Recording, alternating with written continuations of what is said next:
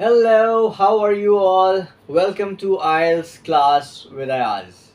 Good rhyming, right? Alright, first of all, accept my apologies for being late in uploading videos, but rest assured that going forward, you will be receiving notifications timely about my videos. Last time I was discussing about IELTS speaking exam, and we shed some light on the part 2 of this exam. Today our topic is part 3 of speaking exam, and in this part 3 we'll see how your examiner is going to evaluate you actually. Like any part, it is important to understand what will be the duration of this section. It may not last more than 4 to 7 minutes, and generally it is follow up of your part 2. So if memories are vanished and you don't have idea what we talk about in part 2, let me give you a quick review of it. Part 1, let's start from the speaking exam part 1. In part 1, I mentioned you it's your ice breaking session where your examiner is going to ask you general questions related to yourself, probably to your work, your education, your family, your surroundings, your neighborhood, your interests, etc.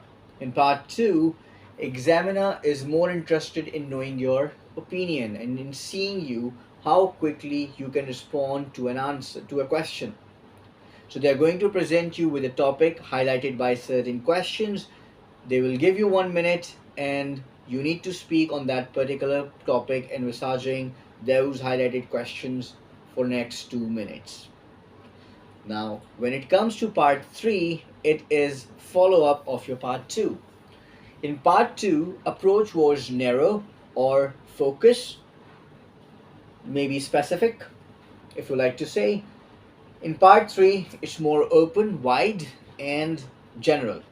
So, if in part 2, my question was about your favorite personality, in part 3, your examiner may inquire you or inquire your opinion about having role models or impact of having inspirations in life. So it's continued, it's in continuum with your part 2.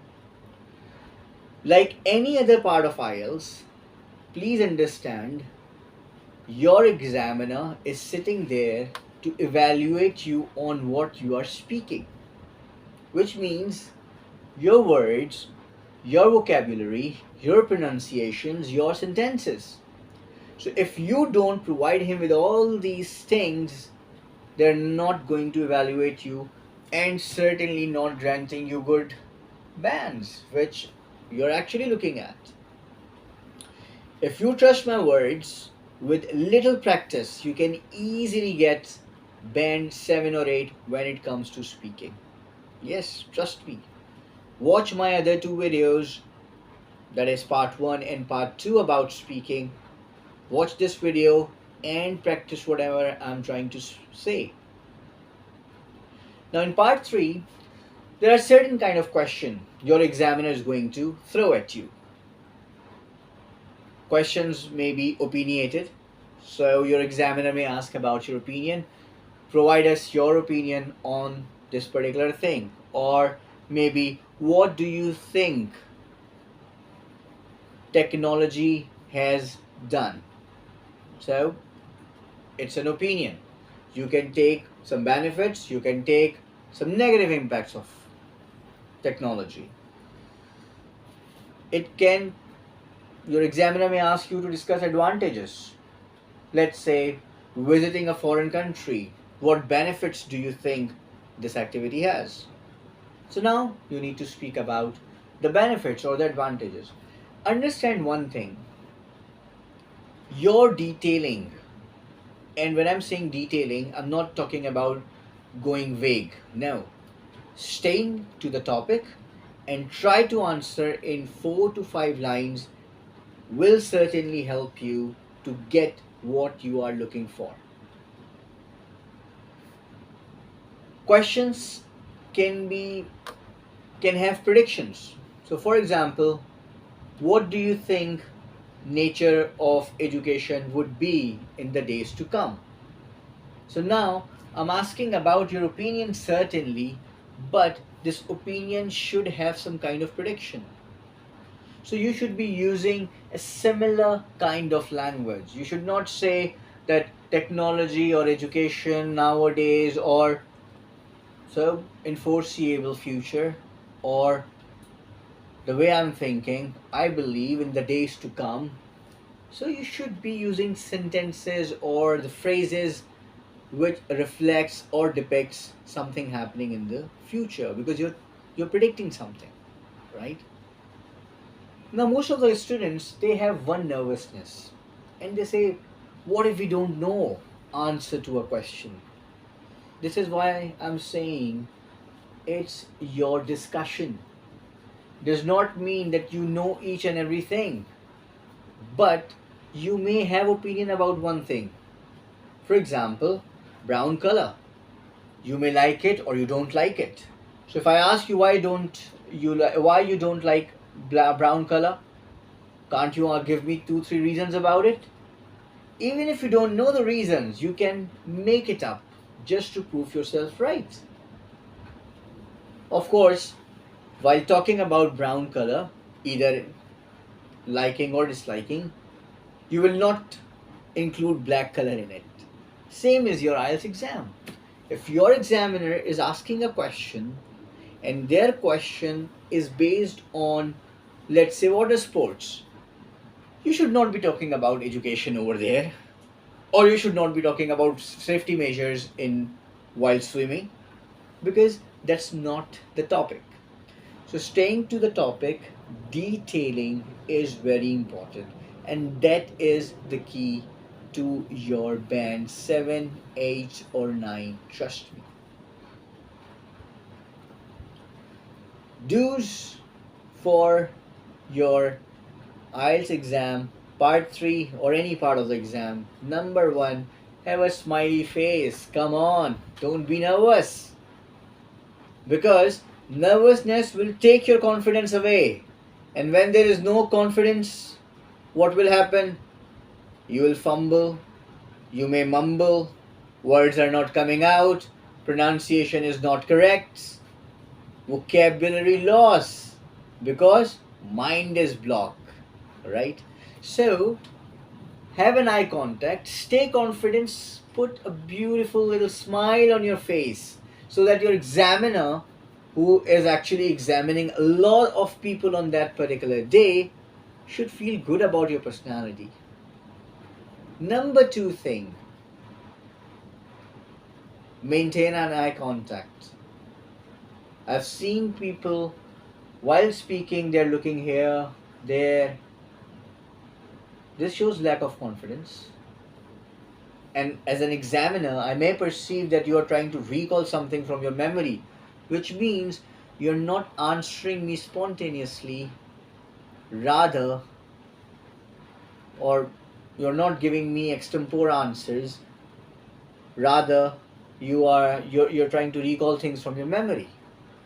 And trust me, answers which you memorize have very little impact on your examiner. Or if I rephrase it, have very little positive impact on your examiner, but a very big or enormous negative impact on your marking. So try to avoid it. Then give 2 to 3, 4 sentences to each answer. If your opinion is being sought, try to give answers in 3 points at least. For example, why do you think technology will help us more in future? Number 1, I think firstly, technology is shaping our life. It has introduced robots. Secondly, advancement in AI is amazing. How are things are getting disciplined? How are things are getting synchronized? I can see technology is taking a lot of mental tension away from us. So try to give reasons to your answers. Alright, vocabulary. Remember, in your speaking exam, pardon me, you are going to be evaluated on 4 skills. Number 1, vocabulary, pronunciation, coherence, right? Grammar. So these 4 elements are essential if you are looking at a high score. But those people whose requirement is not high, please don't bother yourself with grammar a lot. Although, or albeit, it's very good to learn grammar. Alright. So, in this video, just a quick recap. We talk about IELTS exam, speaking exam part 3, how you can improve on your speaking exam part 3. Number 1, be detailed. Number 2, try to answer point wise.